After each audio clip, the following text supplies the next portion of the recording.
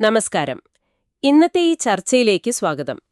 നിങ്ങൾ ഞങ്ങളുമായി പങ്കുവെച്ച ചില കുറിപ്പുകൾ വളരെ ആഴത്തിലുള്ള ഒരു ചോദ്യമാണ് മുന്നോട്ട് വയ്ക്കുന്നത്. അതെ, ഒറ്റവാക്കിൽ ചോദിച്ചാൽ എന്തിനാണ് ദൈവം തന്നെ മാത്രം ആരാധിക്കണമെന്ന് പറയുന്നത്? നല്ലൊരു മനുഷ്യനായിട്ട് മറ്റുള്ളവരെ സഹായിച്ച് സത്യസന്ധമായി ജീവിച്ചാൽ മാത്രം പോരെ? ഇത് പലർക്കും തോന്നുന്ന ഒരു സംശയമാണ്. തീർച്ചയായും. ഇതൊരു വെറും മതപരമായ ചോദ്യമല്ല. ഇതിന് തത്വചിന്താപരമായ ഒരു തലം കൂടിയുണ്ട്. അതെ. നിങ്ങൾ നൽകിയ the universal mandate of divine allegiance എന്ന ലേഖനത്തിലെ ഭാഗങ്ങൾ ഈ ചോദ്യത്തിന് ഒരു പ്രത്യേക കോണിൽ നിന്നുള്ള ഉത്തരം നൽകാൻ ശ്രമിക്കുന്നുണ്ട്. ശരിയാണ്. നമ്മൾ സാധാരണ ചിന്തിക്കുന്നതിൽ നിന്ന് അല്പം വ്യത്യസ്തമായൊരു കാഴ്ചപ്പാടാണിത്. ആരാധന, ദൈവം, മനുഷ്യൻ ഇവയെക്കുറിച്ചുള്ള നമ്മുടെ ധാരണകളെ അത് പുനർവിചിന്തനം ചെയ്യാൻ പ്രേരിപ്പിക്കുന്നുണ്ട്. അതെ, ആ ഒരു പുതിയ കാഴ്ചപ്പാടാണ് എനിക്കും വളരെ കൗതുകകരമായി തോന്നിയത്. അപ്പോൾ നമുക്ക് നേരെ വിഷയത്തിലേക്ക് കടക്കാം. തീർച്ചയായും. ഈ ലേഖനത്തിന്റെ വാദങ്ങൾ എന്തൊക്കെയാണ്? അത് എത്രത്തോളം ശക്തമാണ്? നമുക്ക് വിശദമായി തന്നെ പരിശോധിക്കാം. ശരി. എനിക്ക് ആദ്യം മനസ്സിലാകാത്തൊരു കാര്യം, എന്തുകൊണ്ടാണ് ഈ വേർതിരിവ്? ദൈവത്തിൽ വിശ്വസിക്കുന്ന പലർക്കും ദൈവത്തിൽ മാത്രം അല്ലെങ്കിൽ ദൈവത്തെ മാത്രം ആരാധിക്കുക എന്ന ആശയത്തോട് ഒരു വിമുഖതയുണ്ട്. ഉണ്ട്. ലേഖനം തുടങ്ങുന്നത് തന്നെ ഖുറാനിലെ ഒരു വചനം ഉദ്ധരിച്ചുകൊണ്ടാണ്.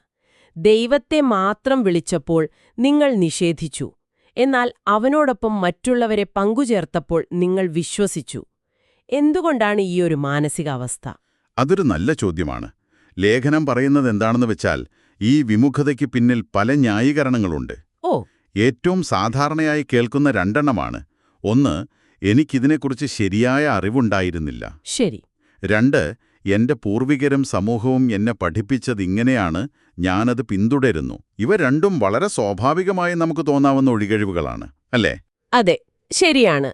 എന്നാൽ ലേഖനം ഈ ന്യായീകരണങ്ങളെ ഖണ്ഡിക്കാൻ ഉപയോഗിക്കുന്ന ഒരു ഉദാഹരണം വളരെ ശക്തമാണ്.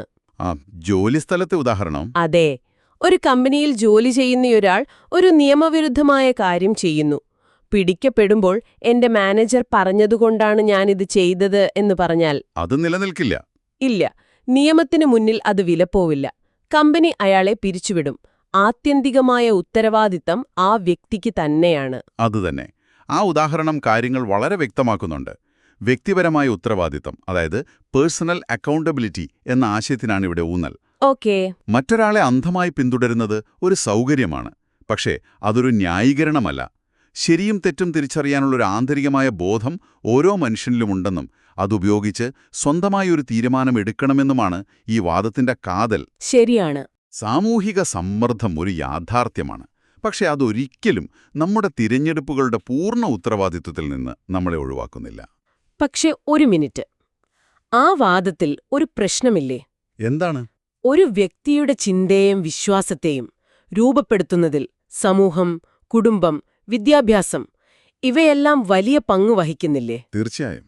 അതിനെ പൂർണ്ണമായും അവഗണിച്ച് അത് നിങ്ങളുടെ മാത്രം തിരഞ്ഞെടുപ്പാണ് എന്നു പറയുന്നത് ഒരു തരം ലളിതവൽക്കരണമല്ലേ? വളരെ പ്രസക്തമായൊരു ചോദ്യമാണിത്. ലേഖനം ആ വാദത്തെ പൂർണ്ണമായി തള്ളിക്കളയുന്നില്ല. പക്ഷെ അത് പറയുന്നത് ഇതാണ്: നമ്മുടെ ചുറ്റുപാടുകൾക്ക് നമ്മളിൽ വലിയ സ്വാധീനമുണ്ട്, ഒരു സംശയവുമില്ല. അതെ. എന്നാൽ ആ സ്വാധീനങ്ങളെ അതിജീവിക്കാനുള്ള കഴിവും മനുഷ്യനുണ്ട്. ചരിത്രം പരിശോധിച്ചാൽ ഭൂരിപക്ഷത്തിനും എതിരെ ഒറ്റയ്ക്ക് നിന്ന് ശരിക്കുവേണ്ടി വാദിച്ച ഒരുപാട് പേര് നമുക്ക് കാണാൻ സാധിക്കും. ശരിയാണ്. അപ്പോ സ്വാധീനം ഒരു കാരണമാണ്, പക്ഷെ അതൊരു ഒഴികഴിവല്ല. ഒരു ഘട്ടത്തിൽ നമുക്ക് ലഭിച്ച അറിവുകളുടെ അടിസ്ഥാനത്തിൽ നമ്മളൊരു നിലപാടെടുക്കേണ്ടി വരും. ആ നിലപാടിന്റെ ഉത്തരവാദിത്തം നമ്മുടേത് മാത്രമാണ്. ഓക്കെ, ആ പോയിന്റ് വ്യക്തമായി. ഇനി ലേഖനത്തിന്റെ പ്രധാന ആശയത്തിലേക്ക് വരാം. ഇവിടെയാണ് കാര്യങ്ങൾ ശരിക്കും രസകരമാകുന്നത്. അതെ. എന്തുകൊണ്ട് ദൈവം മാത്രം എന്ന ചോദ്യത്തിന് ലേഖനം നൽകുന്ന ഉത്തരം ഇതൊരു പ്രപഞ്ചതലത്തിലുള്ള നിയമന പ്രക്രിയ അഥവാ ഒരു കോസ്മിക് റിക്രൂട്ട്മെന്റ് പ്രോസസ് ആണ് എന്നതാണ്. ഈയൊരു ആശയം വിഷയത്തെ മൊത്തത്തിൽ മാറ്റിമറിക്കുന്നുണ്ട്. കൃത്യമായി. ആ ഒരു കാഴ്ചപ്പാടാണ് ഈ ലേഖനത്തിന്റെ കാതൽ. ഒന്ന് സങ്കൽപ്പിക്കുക, ദൈവം ഈ പ്രപഞ്ചത്തിന് ഏറ്റവും അനുയോജ്യമായ നേതാക്കന്മാരെ തിരഞ്ഞെടുക്കുകയാണ്. നേതാക്കന്മാരെയോ? അതെ. ഭൂമി എന്നത് ഒരു പരിശീലന കളരി അല്ലെങ്കിൽ ഒരു പരീക്ഷാ ഹാള് പോലെയാണ്. ഇവിടെ നമ്മുടെ പ്രവൃത്തികളും തിരഞ്ഞെടുപ്പുകളുമാണ് ആ പരീക്ഷ. ഈയൊരു ഫ്രെയിംവർക്കിൽ നിന്ന് ചിന്തിക്കുമ്പോൾ നല്ല മനുഷ്യനായി ജീവിച്ചാൽ മാത്രം പോരെ എന്ന ചോദ്യത്തിന് പുതിയൊരു മാനം വരും. അതെങ്ങനെയാണ്? കാരണം നമ്മുടെ നന്മ എന്ന സങ്കല്പം വളരെ പരിമിതമാണ്. ഓ, ഭൂമിയിലെ നമ്മുടെ അറിവും അനുഭവവും വെച്ചാണ് നമ്മൾ എന്ത് നല്ലത്, എന്ത് ചീത്ത എന്ന് തീരുമാനിക്കുന്നത്.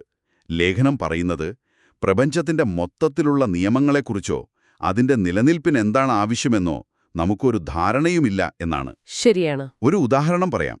ഒരു പ്രത്യേക സമൂഹത്തിൽ ധീരതയായി കാണുന്ന ഒരു പ്രവൃത്തി മറ്റൊരു സമൂഹത്തിൽ ക്രൂരതയായി വിലയിരുത്തപ്പെട്ടേക്കാം. നമ്മുടെ നന്മയുടെ അളവുകോൽ പോലും ആപേക്ഷികമാണ്. അപ്പോൾ ഈ പറയുന്ന പ്രപഞ്ച നിയമന പ്രക്രിയയിൽ നമ്മുടെ ഭൗതികമായ നേട്ടങ്ങൾക്ക്, അല്ലെങ്കിൽ ഒരു ഹാവാർഡ് ബിരുദത്തിന്, ഐക്യുവിന്, ഇതിനൊന്നും ഒരു സ്ഥാനവുമില്ല എന്നാണോ ലേഖനം വാദിക്കുന്നത്? കൃത്യമായി. കാരണം അതൊന്നും പ്രപഞ്ചത്തെ നയിക്കാനുള്ള യോഗ്യതയുടെ അളവുകോലുകളല്ല. പ്രപഞ്ചത്തിന് മൊത്തത്തിലെന്താണ് നല്ലത് എന്ന് നിർവചിക്കാൻ അതിന്റെ സ്രഷ്ടാവിന് മാത്രമേ കഴിയൂ. ശരി. അതുകൊണ്ട് ഈ തെരഞ്ഞെടുപ്പിലെ ഏറ്റവും പ്രധാനപ്പെട്ട യോഗ്യത എന്തായിരിക്കും? ആരാധന എന്ന് വിശാലമായ അർത്ഥത്തിൽ നിർവചിക്കുന്നത്. ഓക്കേ. ഇത് കേവലം ആചാരങ്ങളെക്കുറിച്ചല്ല, മറിച്ച് ഒരു മനോഭാവത്തെക്കുറിച്ചാണ്. അപ്പോ ആരാധന എന്ന് പറയുമ്പോൾ ലേഖനം ഉദ്ദേശിക്കുന്നത് കേവലം പ്രാർത്ഥനകളോ ആചാരങ്ങളോ അല്ല, അല്ലേ? ഇതിനതിലും വലിയൊരു അർത്ഥം വരുന്നുണ്ടെന്ന് തുടക്കത്തിലേ തോന്നുന്നുണ്ട്. തീർച്ചയായും. ഇവിടെ ആരാധന എന്നത് നമ്മുടെ പരിമിതമായ അറിവിനെ അംഗീകരിച്ചുകൊണ്ട് പൂർണ്ണവും സമ്പൂർണവുമായ ഒരിടത്തു നിന്നും മാർഗനിർദ്ദേശം സ്വീകരിക്കാൻ തയ്യാറാകുന്ന ഒരു പ്രക്രിയയാണ്. ശരി. ആ മാർഗനിർദ്ദേശത്തിനു മുന്നിൽ മറ്റൊന്നിനും മുൻഗണന നൽകാതിരിക്കുക. അതാണ് ദൈവത്തെ മാത്രം ആരാധിക്കുക എന്നതിന്റെ പൊരുൾ. ഈ ആശയം വ്യക്തമാക്കാൻ ലേഖനം ഇബ്രാഹിം നബിയുടെ ഉദാഹരണം നൽകുന്നുണ്ട്. അതെ, അബ്രാഹം എസ്. അദ്ദേഹം അതിബുദ്ധിമാനായിരുന്നു. നക്ഷത്രങ്ങളെയും ചന്ദ്രനെയും സൂര്യനെയും നിരീക്ഷിച്ച് സ്വന്തം യുക്തി ഉപയോഗിച്ച് ഒരു സൃഷ്ടാവുണ്ട് എന്ന നിഗമനത്തിൽ അദ്ദേഹം എത്തി. പക്ഷേ ഒരു ഘട്ടത്തിൽ അദ്ദേഹത്തിന്റെ യുക്തിക്ക് മുന്നോട്ടു പോകാൻ സാധിച്ചില്ല. അതെ, അവിടെയാണ് പ്രധാന പോയിന്റ്. സ്വന്തം ബുദ്ധിയുടെയും യുക്തിയുടെയും പരിമിതി എവിടെയാണെന്ന് അദ്ദേഹം തിരിച്ചറിഞ്ഞു. ആ ഒരു തിരിച്ചറിവ്. അതെ, ആ തിരിച്ചറിവിന്റെ ഘട്ടത്തിലാണ് അദ്ദേഹം പൂർണ്ണമായി ദൈവത്തിനു മുന്നിൽ സ്വയം സമർപ്പിച്ചത്. എനിക്ക് വഴി കാണിച്ചു തരൂ എന്ന് പ്രാർത്ഥിച്ചത്.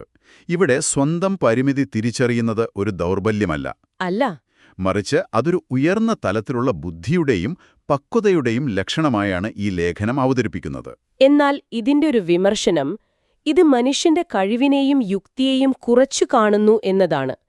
സ്വന്തം ബുദ്ധി കൊണ്ട് ശരിയായ തീരുമാനങ്ങളെടുക്കാൻ മനുഷ്യന് കഴിയില്ലേ? ആ ഒരു ചോദ്യം ഇവിടെ പ്രസക്തമല്ലേ? തീർച്ചയായും പ്രസക്തമാണ്.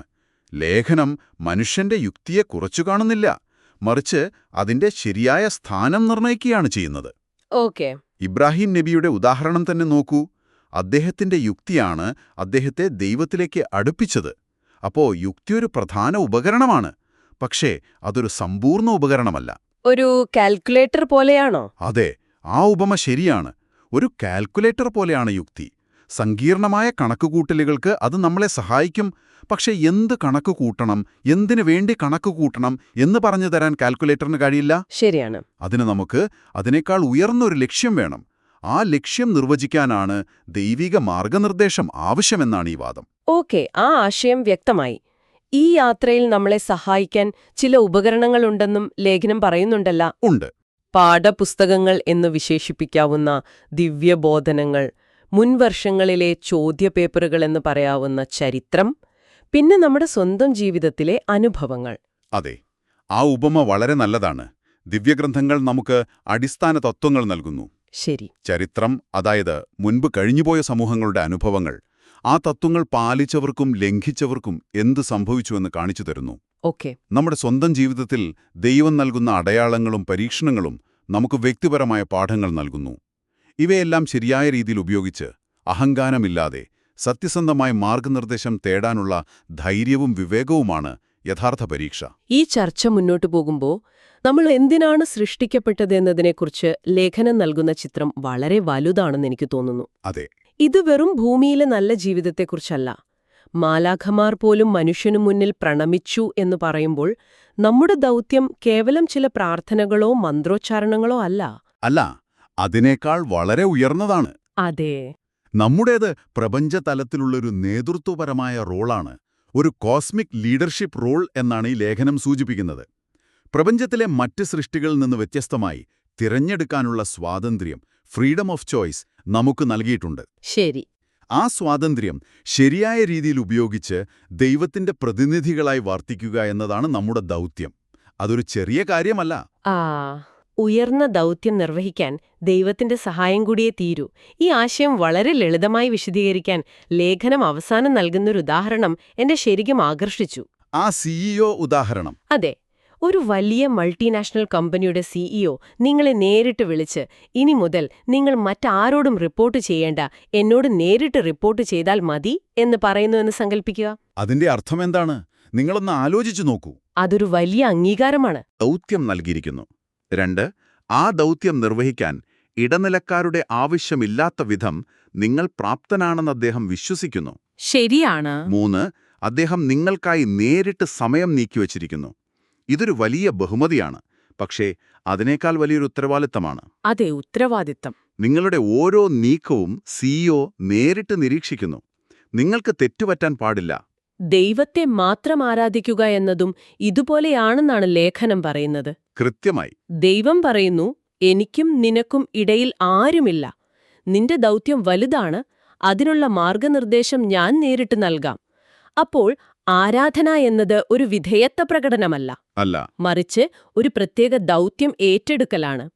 ഈയൊരു കാഴ്ചപ്പാട് ആരാധന എന്ന വാക്കിന് പുതിയൊരർത്ഥം നൽകുന്നു. കൃത്യമായി. ഇത് കേവലം ഒരു അടിമ-ഉടമബന്ധത്തിന്റെ കാഴ്ചപ്പാടല്ല, മറിച്ച് ഒരു പ്രധാനപ്പെട്ട പ്രോജക്റ്റിൽ സിഇഒ നേരിട്ട് നിയമിച്ച ഒരു പ്രോജക്റ്റ് മാനേജർ പോലെയാണ് നമ്മൾ. ഓ, ആ പ്രോജക്റ്റിന്റെ വിജയത്തിന് സിഇഒയുടെ മാർഗനിർദ്ദേശങ്ങൾ അത്യന്താപേക്ഷിതമാണ്. ആ മാർഗനിർദ്ദേശങ്ങൾ നിരന്തരം തേടുന്ന, അതിനനുസരിച്ച് പ്രവർത്തിക്കുന്ന പ്രക്രിയയാണ് ആരാധന. ആ നേരിട്ടുള്ള ബന്ധമാണ് അതിന്റെ കാതൽ. ശരി. മറ്റാരെങ്കിലും ഇടയിൽ കൊണ്ടുവരുന്നത്, സിഇഒയെ മറികടന്ന് ഏതെങ്കിലും ഒരു മിഡിൽ മാനേജറുടെ ഉപദേശം തേടുന്നത് പോലെയാണ്. അത് നിങ്ങളുടെ ദൗത്യത്തിന്റെ ഗൗരവം കുറച്ചു കാണലാണ്. അപ്പോ ഇന്ന് നമ്മൾ ചർച്ച ചെയ്ത കാര്യങ്ങൾ ഒന്ന് ചുരുക്കി പറഞ്ഞാൽ പറയാം. എന്തുകൊണ്ട് നല്ല മനുഷ്യനായി ജീവിച്ചാൽ മാത്രം പോരാ, എന്തിന് ദൈവത്തെ മാത്രം ആരാധിക്കണം എന്ന ചോദ്യത്തിന് ഈ ലേഖനം നൽകുന്ന ഉത്തരം ഇതാണ്. കാരണം നമ്മുടെ ദൗത്യം കേവലം നല്ലവനാവുക എന്നതല്ല. അതല്ല. അതൊരു പ്രപഞ്ചതലത്തിലുള്ള നേതൃത്വത്തിലേക്കുള്ള തെരഞ്ഞെടുപ്പാണ്. ആ തിരഞ്ഞെടുപ്പിലെ പ്രധാന യോഗ്യത നമ്മുടെ പരിമിതമായ അറിവ് അംഗീകരിച്ച് പ്രപഞ്ചത്തിന്റെ സൃഷ്ടാവിൽ നിന്ന് നേരിട്ട് മാർഗനിർദ്ദേശം സ്വീകരിക്കാനുള്ള സന്നദ്ധതയാണ്. അതെ. ഇത് ഒരു സിഇഒവുമായി നേരിട്ടുള്ള ആശയവിനിമയം പോലെ ഒരു വലിയ ഉത്തരവാദിത്തം ഏറ്റെടുക്കലാണ്. അതെ. നല്ലതെന്താണെന്ന് പ്രപഞ്ചത്തിന്റെ തലത്തിൽ നിർവചിക്കാൻ നമുക്ക് കഴിയില്ല. അതുകൊണ്ട് ആ നിർവചനം നൽകുന്ന ഉറവിടമുമായി നേരിട്ട് ബന്ധം സ്ഥാപിക്കേണ്ടത് അനിവാര്യമാണ്. ആ ബന്ധം സ്ഥാപിക്കുന്നതിനാണ് ആരാധന എന്ന് പറയുന്നത്. ശരി. ഈ ചർച്ച അവസാനിപ്പിക്കുമ്പോൾ നിങ്ങൾക്ക് ചിന്തിക്കാനായി ഒരു ചോദ്യം മുന്നോട്ട് വയ്ക്കാം. ഓക്കേ. ഈ ലേഖനത്തിൽ പറയുന്നത് പോലെ ദൈവവുമായുള്ള ഈ നേരിട്ടുള്ള ബന്ധം ഒരു വലിയ ഉത്തരവാദിത്തവും ഒരു പ്രത്യേക ദൗത്യവുമാണെങ്കിൽ, ആ ഉത്തരവാദിത്തബോധം നമ്മുടെ ഓരോ ദിവസത്തെ തീരുമാനങ്ങളെയും സംസാരത്തെയും പ്രവൃത്തികളെയും എങ്ങനെയാണ് സ്വാധീനിക്കേണ്ടത്? നല്ല ചോദ്യമാണ്. കേവലം ആരാധനാലയത്തിലെ കർമ്മങ്ങൾക്കപ്പുറം ഒരു പ്രത്യേക ദൗത്യത്തിൽ ഏർപ്പെട്ടിരിക്കുന്ന ഒരാളായി ഈ ലോകത്ത് ജീവിക്കുക എന്നതിന്റെ യഥാർത്ഥ അർത്ഥമെന്താണ്?